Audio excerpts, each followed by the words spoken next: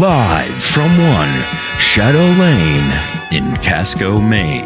It's the Early Bird Show with your host, Ray Plummer.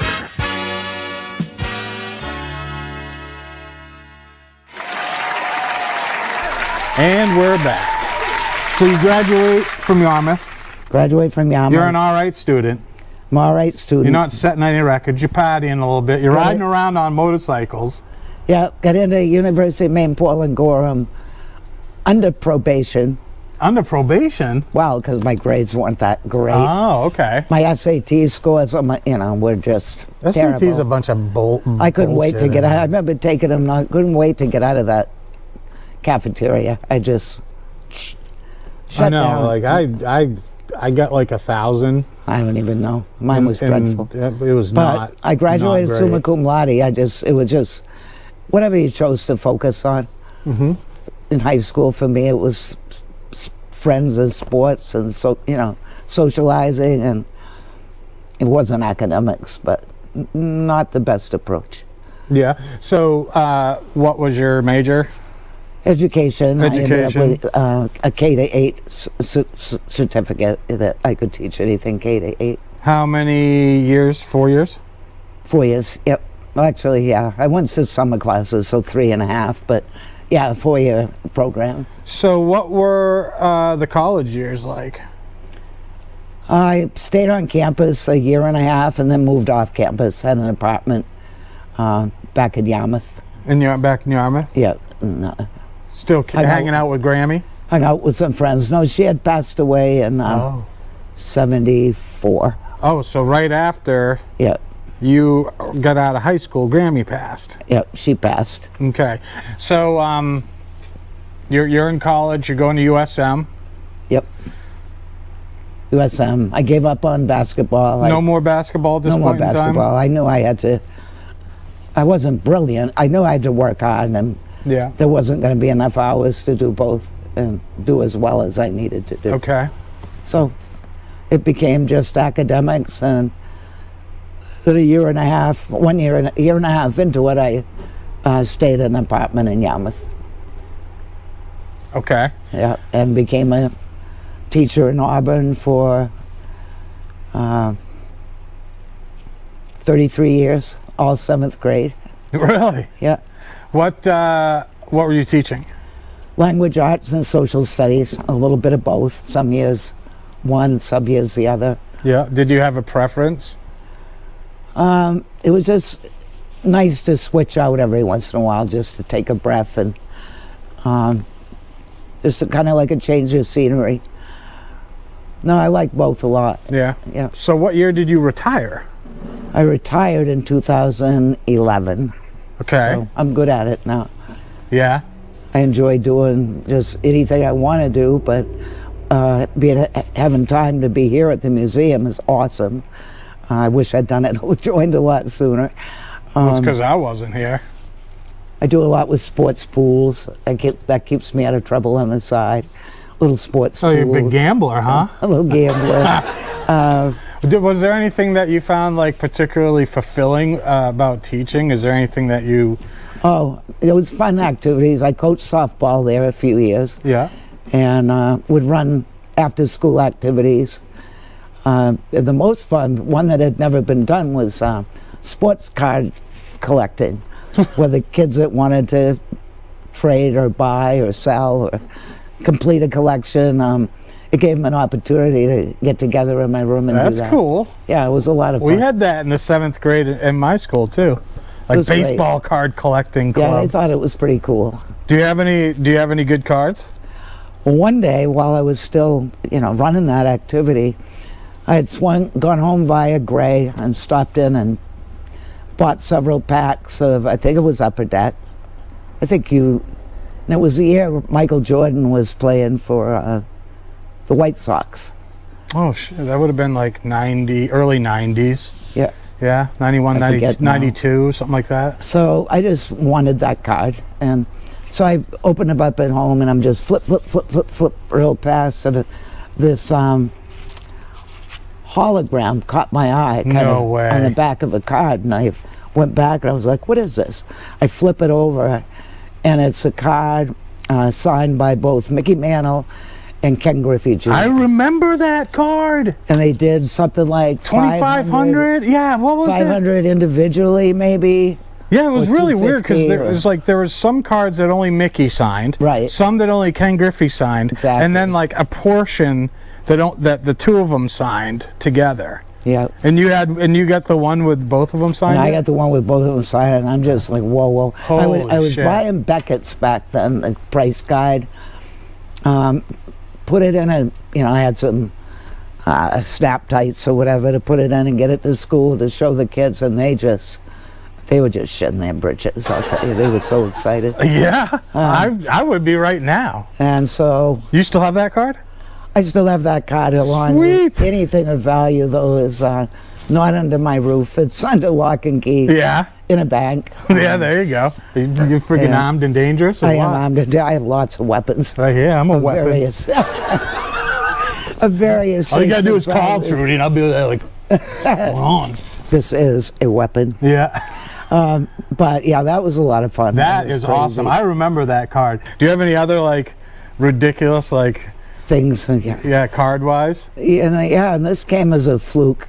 My mother called me one day and said, I have a friend whose husband's passed away, her son doesn't care or whatever, but she's got a whole bunch of sports cars, and she's got them in brown shopping bags, and she wants $5 a bag. You interested? I said, yeah. Take as many bags as she has. And she came up with a couple, and I'm grabbing them by handfuls. They're just all loose. And what ended up being in there, and I thought at first they had to be reproductions, but they weren't. And they were the original, the first, not the original, the very first Topps basketball cards. No way. And there's So that's like everyone's rookie, like everybody's rookie. It's considered their rookie because it was the first year. because it was the first card. So that was like late 50s, I late think it 50s. was 58 or 57 or 8, right in there. Holy shit! Like Wilt Chamberlain. Bill Russell. Oh, Bill Russell. Right. That's right. Like Bob Cousy. Bob Cousy, Tommy Holy Heinsohn, cow. Shaman, I think was one of them. Yeah, but Bill Russell's is the top card, and I have it.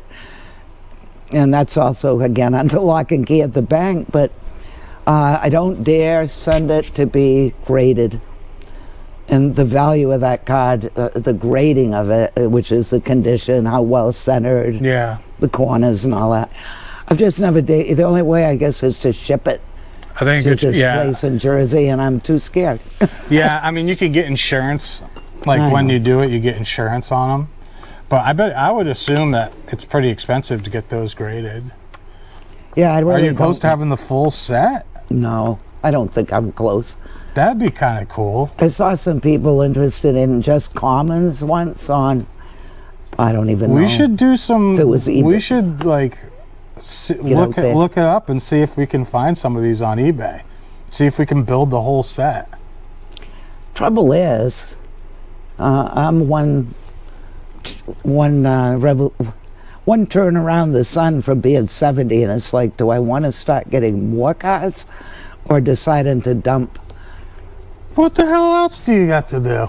some that I have and go to Graceland or something? And that's in my bucket list. I want to go to Graceland. You want to go to Graceland? I want to go to Graceland. Well, this is not so sure. now you're giving me segues. There you go. So you met Elvis, kind of. Kinda. All right, tell us the story. Kinda. What happened? What year was this? I've met some pretty famous sports people. Okay, we'll but get into that. We'll get into that. But I need to That might hear have what to be happened part with two. Elvis. what happened with Elvis? Oh God! So in 1977, for cheap, I sat all night in Augusta and got tickets, 10 tickets. A bunch of us went to the show in May. And then the next day, it was all over radio stations that he was going to be staying at that, I believe it was called Dunphy's, across from the Maine Mall in South Portland. It was the Round Hotel. Oh yeah, And I had my prom there. You did? Is it called Dunphy's? No, it wasn't then. No. I don't know what. I probably can't remember. Can't remember but what it's called anyway, I decided there was all over the radio. That's where he was staying. So I decided the next day, because I wasn't working at that moment in time, that I would drive out and see what I could find out about when he was maybe leaving and get to see him go to the airport or something. So I go to it was early, it was definitely before noon, and I went in and decided I would have a cocktail or two or so, or a few, and before long, the lady bartender we were just chatting it up, and I said, okay, my real reason for being here is I really want to know the scoop on when Elvis is leaving the building. And sure enough, she said, well, we don't want a lot of people here, but if you can keep it under your hat, he'll be leaving around 3 o'clock out back through the trash store. I said, for real? She said, for real. I believed her. Had several hours still, so I drove back to Yarmouth. It was way before cell phones. Scooped up a friend. Back we went. The limo had been running from the time I got there the first time. It just sat out front, running. Still was there. So Barb and I sat in the parking lot just watching the limo, and sure enough, shortly before 3, it commenced to move. And it headed towards back, so we got out of my vehicle, ran out, and there were a few security there, but only maybe just a handful of people, or common people like us, 5 or 6 of them maybe, and limo backs in, and they're just saying, there's not a lot of rules here other than don't try to touch him. So I was standing up on a curb really close to the limo door, and all of a sudden, the door opens, and out on the mezzanine comes him with a can of Bud in his hand, raised in the air. Linda Thompson was his girl at the time. She was with him, and they didn't take long. They came down around the side of the car, and about that time, one of the ladies waiting along, was also waiting, lunged over my shoulder to try to grab at him. I wasn't interested at all in touching him. I was trying to take pictures. I'm shaking. And she reached across to touch him, and maybe even did. And they grabbed her and threw her harder than I thought a woman might be tossed, up against a snow fence. She just couldn't control herself. She wasn't airborne, but I mean, they weren't gentle about it, and she couldn't help it and couldn't control herself, I guess. Well, anyway, about the time the limo door shut, my friend says, come on. And she just starts running towards my car. And I'm running too, because she said, come on. But it dawns on me what she's thinking. So we get into the car, and no more than got it started, and the limo passed right in front of us, and we pulled out right behind it. Went across the main drag from the hotel into the main mall parking lot. She's dangling out a window saying, that's Elvis Presley, blah, blah, blah, blah. Oh, really? Like letting everyone know? It's Elvis! Screaming, telling me to just bump into him, then we can meet him. Run into the car? Yeah. Oh, great idea. Yeah, no, I don't think so, Bob. No, that's not going to happen. Barb. Oh, I know, it was crazy. I looked far enough ahead, because I'm pretty close to the limo. I mean, not bumper to bumper, but... and I see nothing but blues at the end of the parking lot, bunches of them. She's just like, just don't let him in. Hold your ground, just don't let him in. Yeah. Don't let the police escort in. No. Is that what it was? Yeah. Really? Definitely. What was he going to the airport? Mm-hmm. Oh, no. Headed for the airport. Time to leave town. So anyway, of course I did back off, and 2 or 3 went ahead of the limo, 2 or 3 went in behind, and I was right behind the last blue light. Did you, what year did Elvis die? It was right around then, wasn't it? I had ticket, yeah. It was only maybe a year later. Yeah, his last show was supposed to be in Maine, right? Yeah, Portland. It was important. Yeah, it was. I had tickets for that one too, but you did another all-nighter, and that's what you had to do to get the tickets. But I want to say they weren't much more than $10. I'd have to look. I'll have to verify that. I'll But go to anyway, Graceland with you. you would. Yeah, Nobody wants to. I will. I bet the place smells funny. Huh. Like, yeah, I could, you know, I bet it's all like really weird. Like, I think it'd be a hoot. I have a friend that she went there, and there's one room that's all like wall-to-wall carpeting, and it's all like fabric. Yeah. And I was like, There's a jungle did room. it smell funny? And she's like, yeah, it kind of smells funny. So we get to the jetport, and I couldn't even believe there were. I bet you, I'll say thousands, but why they didn't gather at that hotel, I will never know, because it was not any big secret. But I mean, hundreds easily. I mean, there was room we could pull over.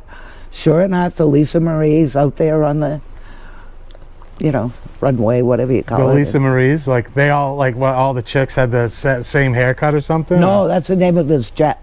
His own. Oh, the Lisa Marie. Yeah, That was the name of the jet. his daughter's name. Yeah. Yeah. Is she still alive? No, she just passed. Or did she? No, I've got that. Wait, book. one of them's dead, right? Yeah, she's gone. She's not with us anymore. Yeah, she just passed. That's She right. passed, right? Yeah. Who dated Michael Jackson? She did. She did, right? She actually married him, I think. Oh yeah. I'm not sure, but anyway, there were all kinds of people out there, and we did get to see him walking out to the jet. Hey, baby. Hey, baby.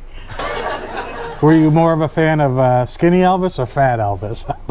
Oh, Skinny Elvis. When we saw him, he Yeah, had pretty Skinny much. Elvis. Yeah, he was maxed out, but yeah, Skinny Elvis. He was maxed out. He was maxed. He was pretty about much- ready to pop. Yeah, He was on pretty bad cocktail of shit when he passed away, wasn't he? Yeah, Pills yeah, and stuff. yeah, definitely. He was not in a good all way. hopped up. No, Yeah. not a good deal. Have you met? So who else have you met? Like famous? Any other famous people? I've met a lot of the Celtics because it's this crazy friend Barb. That was back in college. Yeah, that was back in college. She had she always worked summer basketball camps that the pros ran. She ran She worked at Nelson Sanders camp. They were always on college campuses. Who was that? Satch Sanders. yeah, Sanders and Don Nelson. Don Nelson ended up being a coach Yep. as well after he played for the Celtics and a couple other teams, I I'm believe. trying to think. It was Casey Jones that ran one. Oh yeah. But she got to rub elbows with a lot of them. Cowens, Cowens, yep. because Cowens, of course, is She was here. friends with, before Raymond. Cowens was married, she was friends with, one of his girlfriends Yeah, way back when. We're going way back when. sure. And so I got to meet him, yeah. Met a bunch of the non-starters would come up and play the Griffin Club out of South Portland. So one time we got to bar hop with them, a whole bunch of them. Oh really? Yeah, Hank Finkel, Jimmy Yard, Kevin Stakem, just a bunch. Just bar hopping with all the Bar bench, hopping the bench with guys. bench, yep. And they would, the bench, they'd get heckled. We'd go into a bar, they'd get heckled by guys that were like, we're the starters, they could only bring the bench, blah, blah. So they just get up and leave, and we go to another bar. We went to, a lot of bars that night. What about you? You said that like, how you ended up partying with the WWF guys too one night?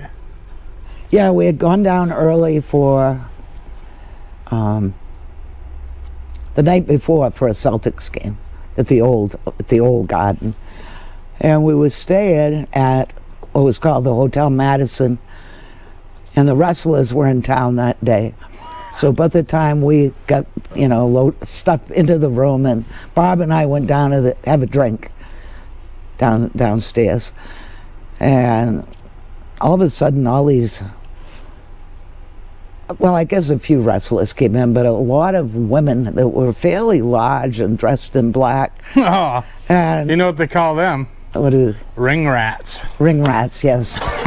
Bobby had to kind of tell me what was up because she was more city-fied. Yeah, ladies of the I hadn't night been out of that prefer the town, wrestling type.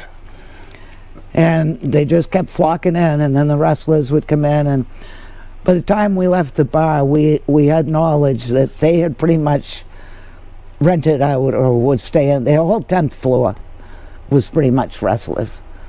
So we said, probably be checking that out. And so a little bit later into the night, we went to the 10th floor, and we acted like we were a little lost and weren't sure where we were. And one guy who was more of a patriot type of guy, which was probably a good thing, kind of asked, ladies, can I help you? What's up? And we admitted to him what was up, and he goes, not the greatest place for you to be hanging out, so it's okay to stay, but when I get ready to leave, that's the time you want to leave too. Yeah. So when was this, like Chief Jay Strongbow days? It might have been, but he wasn't there. The only one I can really remember was Ivan Putski, as far as a name that I knew. Sure, yeah. Maybe Dominic DiNucci, but I can't swear to that. But I know the midgets, they were all sizes and shapes, and it was wild. That floor was wild. Have you ever been to any like cool sporting events? Cool sporting events, yeah, lots of cool sporting events. I guess number one would be in 1976, Game 5 maybe. Phoenix Suns were playing the Celtics, and it was the finals. That was when Paul Westphal was playing for the Suns and not the Celtics. Oh, wow. And it went into triple overtime. We had all plans to come home that night, but we never made it. We got somewhere around the Golden Banana and had to pull into a real sleazy place. But yeah, that triple overtime was just unreal. Was that like the longest overtime or something? Or? It's considered At one point? overall one of the greatest sports events one of the greatest games in sports history. It's on YouTube. The Celtics won? Yes, they won. Yeah, the Celtics won. Yeah, and I've watched it a couple of times on YouTube. It's crazy. An official got tackled, taken to the floor. Really? Well, there was a lot of crowd on the floor because they thought the game had ended, and there was still time on the clock, so they had to bring, guys back out of the locker room and clear the floor. But Richie Powers was a ref, and he got taken down because of a call he made. I forget now what happened, but it was crazy. Our seats weren't great. We were very high up in the Garden, but by the time I don't know which overtime, we were down sitting in the aisles. They didn't try to move you out of the aisles. Well, people just kept on leaving, so you could just go down. No, we were in the aisles where you're not supposed to sit. You're like just, yeah. Sitting in the aisle. Yeah, nobody was leaving, but they were moving closer. Yep. Wow. In one overtime, a guy with a, big cup of beer, he just forgot all about it. I don't even think he remembered it was in his hand, and something happened, and he smacked his hands together to like clap, and his beer was nothing but a geyser that just drenched us all, and it was just like, that's okay, no problem. I got a good buddy that did that at a Patriots game, and like he like shook up his beer in celebration, like all over a cop. Oh, nice. Yeah. Right in the brink you go, buddy. Oh, that was it for him. That was end of the game for him. Yeah. Yeah. So that was a good That's one. cool. That was huge. Wow, that's And something. I didn't shed a tear on that one, but I'm a wicked baby when it comes to like just emotional in sports. Yeah. I saw Rudy really choke you up, the movie Rudy? Yeah. Yeah, me too. Yeah. I'm not gonna lie. I saw Yaz's last home game Oh shit. and took my mom. That was awesome. We were out in right field and bleachers, but oh yeah. What year was that? Must have been 80. I feel like I have his 81 Topps sounds card. about I right. can see that. Like maybe 82, 81 or 82. I'm thinking of who went with me at the time, and that sounds about That right. sound about right, yeah. 81 or 2. Do you remember what he did for the game? Like, I don't remember his performance, but I do remember that towards the end, I don't know if it was after his last bat or what, but he he jogged around the perimeter of the field, right around the edge of it, waving, and I'll tell you, there were, I was a mess. Grown men bawling and stuff. I can imagine. But it was worse when I went to Havlicek's last home game. Jeez, you've been to everyone's last home game, huh? Yeah, they were my heroes of those teams. And before the game, they had a huge retirement party. Eddie Griffin from South Portland had given him a farewell, like a canoe. But LL Bean, it didn't make the news because they had everything out on the floor. It took a long time to clear it even. A lot of the stuff was, out there or in the lobby. But LL Bean had also donated a canoe, so Eddie's didn't get displayed or recognized or something. That's I remember lame. hearing that. Yeah. But he got lots of stuff. I guess there's only a couple. You can only use one. But I think literally because right before, as the game was about to start, he walked down to one of the baskets. It had relevance. I don't know if it was considered the west or the east, but he walked down right above to the foul line, and he did one of these numbers. He faced the basket. He was back to us, but he went down like this. Did the big bow. Did a big bow. And when he came up, he was emotional, clearly. Man. And I don't think I ever got my eyes dried out the whole game. Really? Yeah. My friend Barb, she threatened to get up and leave if I didn't straighten out. Yeah. No, that was a tough one. And they took him out of the game maybe 2 minutes before it ended for his own protection. Yeah. Yep. You and I went to the Sea Dogs game last summer, and we were there for Star Wars night. That was pretty special. We were. I hope they do it again. I do too, because we both have jerseys now, autographed Sea Dogs jerseys. They're going to think we're a thing. They might think we're a thing. I know. We are a thing. Thing one and thing two. Yeah, I know. We are a thing. Yeah, that's right.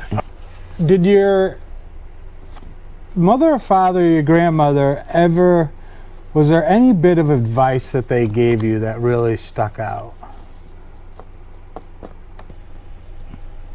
I think what I appreciated, I'm not sure this is the same thing, is the fact that they might remind you to be careful, go ahead and do something, but just be careful. You just weren't always being stopped, don't do this and don't do that, but just go into it with an ounce of caution, if you're going to do something.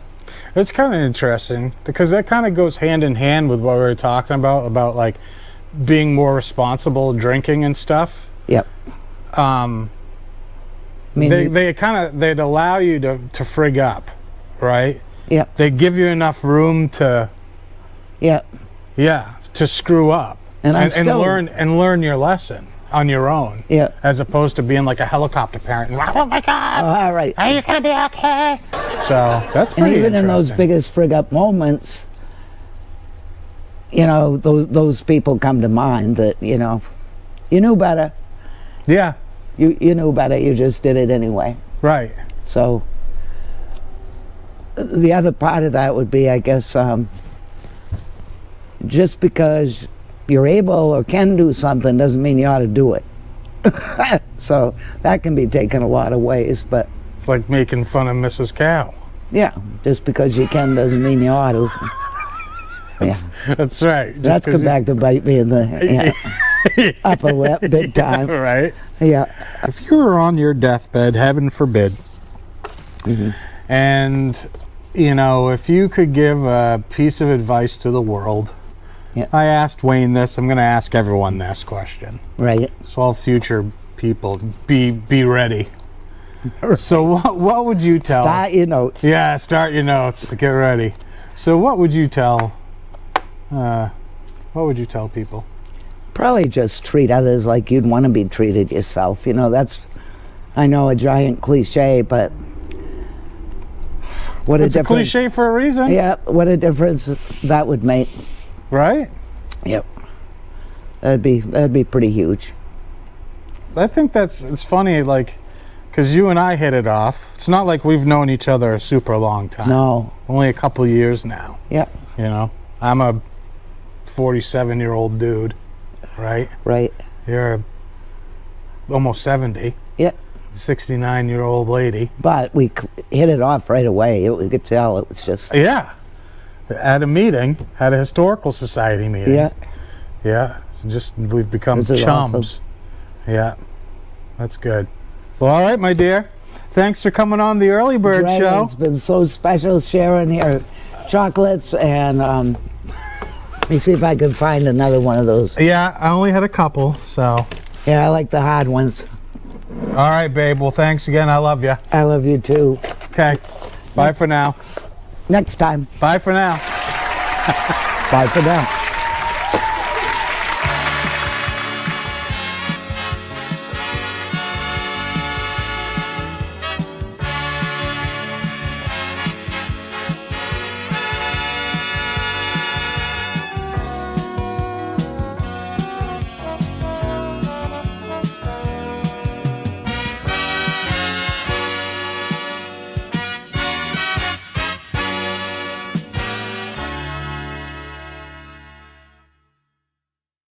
I want You have to poke them on the bottom, then nobody Yeah, knows go ahead you. and poke them. I like them all. That's what we used to do to Nana. We'd poke them on the bottom. You can poke as many as you want. Poke them. Poke, how do you Look, know it's what? like, look.